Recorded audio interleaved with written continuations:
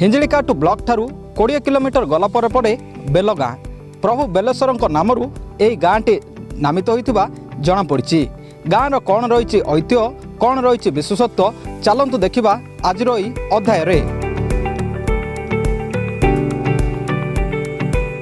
लोककथा अनुसारे बेल गछरे परिपूर्ण स्थान रे काहीं केउ कालरू गढ़ी उठिथिला महादेव बेलेश्वरंक मंदिर, जहाँ आज राज्य तथा देश में बेलगाँ नारे स्वतंत्र परिचय सृष्टि करिछि। गंजाम जिला हिंजिलिकाटू ब्लॉक ठारू पाखापाखी 20 किलोमीटर दूर पर पड़े सहरी ढांचा थिबा एही बेलगाँ। ए गाँव रे प्राय 700 परिवार प्राय 4000 ऊर्ध्व लोक रहुछंती। लोकों सुविधा और सुरक्षा पाई गाँव रे नूतन भाव में आरंभ होईछि पुलिस थाना। 60 वर्ष पुरातन गोष्ठी स्वास्थ्य केन्द्र मध्य रहिछि। गाँव रे विभिन्न देवादेवी 8टी मंदिर, 2टी मठ, 12टी पोखरी, 11टी कोठ घर, गोटी मिशन शक्ति गृह रहिछि, 35टी एसएसजी ग्रुप रहिछि। विभिन्न कार्य करी महिला माने स्वावलंबी होई पारिछथि। बेलेश्वर नाम अनुसार आमर यहाँ को बेलगाँ बोलिकी नामित कर आमर गाँ बहुत शांति श्रृंखला गाँ।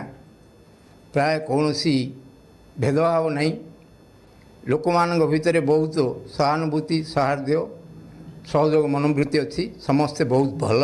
गाँव में 4 गोटी आंचलिक मंच अच्छी। से 35टा ग्रुप अच्छा निज निज माने ग्रुप्र आंचलिक मंच मध्य माछ चाष पुणी धान चाष करी किछि माँ मैंने आगु को उन्नति करने चाहूँगी। गोटे गाँ गोटे पंचायत गाँव अन्य एक विशेषत्व। गोटे कैंपस रे गढ़ी उठिछि शिक्षानुष्ठान, जहाँ भितरे अंगनवाड़ी आरंभ करी हाईस्कूल पर्यंत शिक्षा व्यवस्था रही। एठारे 2टी प्राथमिक विद्यालय, गोटे उच्च प्राथमिक विद्यालय, गोटे हाईस्कूल, गोटे युक्त 2 कॉलेज एवं युक्त 3 कॉलेज रही, जहाँ बेलेश्वरंक नारे नामित। शिशुंक आमोद प्रमोद पाई गोटे शिशु उद्यान, खेल पड़िया, गोटे कल्याण मंडप, पंचायतर आय पाई 12टी दुकान गृह, राजस्व निरीक्षकंक कार्यालय रही। गाँ कला संस्कृति और ऐतिह्य परिपूर्ण। श्रावण और कार्तिक मास समेत प्रत्येक सोमवार और संक्रांति रे दूर दूरांतरु भक्त माने प्रभु बेलेश्वरंक दर्शन पाई आसंती। एठाकार ग्रामवासी मध्यरे एकता और भाईचारा रही। यह व्यतीत ग्राम रे प्रति वर्ष शिवरात्रि और अष्टप्रहर, दंडनाट भली जानीजात्रा अनुष्ठित होइथाय। ग्रामर बहु बासहीन परिवार आवास योजना सह अन्य सरकारी योजना रे लाभ उठाती। गोटे गाँ गोटे पंचायत बेलगाँ। तो एठी विकास धारा बजाय रही पूर्वर।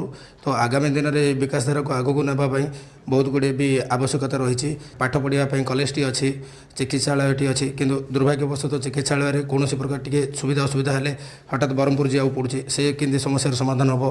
द्वितीयतः ब्रह्मपुर एक पेंठस्थली व्यवसायिक हो कि गमनागमन अन्य जगह जावाई एक ब्रह्मपुर गोटे बस टी हो। 40 खंड गाँ लोक यही पंचायत रे भरोसा करती। आउ एठी मार्केट रो व्यवसाय पेंठस्थली बोले किसी अत्युक्ति हम ना। एणु एठी मार्केट कम्प्लेक्स द्वारा एठी आमर 12 जन व्यवसायी उपकृत होती। आउ मध्य बहुत गुड़े आशायी व्यवसाय करने इच्छुक करुछंती। गाँव विकास पाई अनेक योजना होईछि सत, किंतु सेही तुलना रे समस्या भी जोड़ी होईछि। दिनकु दिन बेलगाँ अंचल रे लोकों संख्या वृद्धि घटुछि। सेहीपरि हिंजिलिकाटू उपखंड चिकित्सालय परे ब्लॉक रो द्वितीय बड़ मेडिकल हेउछि बेलगाँ गोष्ठी स्वास्थ्य केन्द्र। किंतु विशेषज्ञ अभाव रु नाही रे चलिछि मेडिकल। एबे यह रेफरल हॉस्पिटल पालटिछि। ग्रामर अनेक लोके धान सह विभिन्न पनीपरिबा चाष करी परिवार पोषि थांती।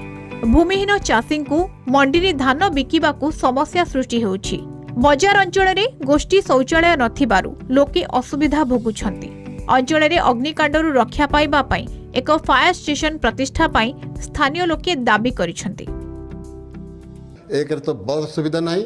आमर ये मार्केट रे गोटे कॉमन लेटिंग पाइपना एगुड़ा निहाती दरकार जेते कि माने लोक सुविधा पाते। कौन सी बस रो सुविधा नहीं। जो बसटा गोटे स्टेशन रो आसुची गुरुठी रही जाउची। से बसटा खाली आसुची खाली जाउची।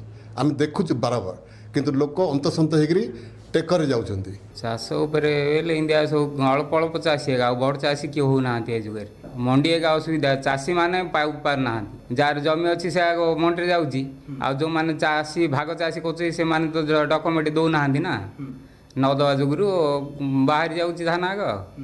ଆଖପାଖ ଅଞ୍ଚଳରେ ବେଲଗାଁ ଏକ ଆଦର୍ଶ ଗ୍ରାମ ଭାବେ ନିଜର ସ୍ୱତନ୍ତ୍ର ପରିଚୟ ସୃଷ୍ଟି କରିଛି। ତେବେ ବେଲଗାଁ ଗୋଷ୍ଠୀ ସ୍ୱାସ୍ଥ୍ୟ କେନ୍ଦ୍ର ବର୍ତ୍ତମାନ ରେଫରାଲ ହସ୍ପିଟାଲ ପାଲଟିଥିବା ବେଳେ ବସ୍ ସେବା ବେଲଗାଁକୁ ଅପହଞ୍ଚ ରହିଛି। ଏହାସହ ଗୋଷ୍ଠୀ ଶୌଚାଳୟ ଓ ଅନ୍ୟାନ୍ୟ ବ୍ୟବସ୍ଥା କରିବା ପାଇଁ ଗ୍ରାମବାସୀଙ୍କ ପକ୍ଷରୁ ଦାବି ହୋଇଛି। ହିଞ୍ଜିଳିକାଟୁ ଗୋଷ୍ଠୀ ଉନ୍ନୟନ ଅଧିକାରୀ ଏନେଇ ଖୁବ୍ ଶୀଘ୍ର ସମସ୍ୟାର ସମାଧାନ କରାଯିବ ବୋଲି ପ୍ରତିଶ୍ରୁତି ଦେଇଛନ୍ତି। ହିଞ୍ଜିଳିକାଟରୁ ପବିତ୍ର ପାତ୍ର, କଳିଙ୍ଗ ଟିଭି।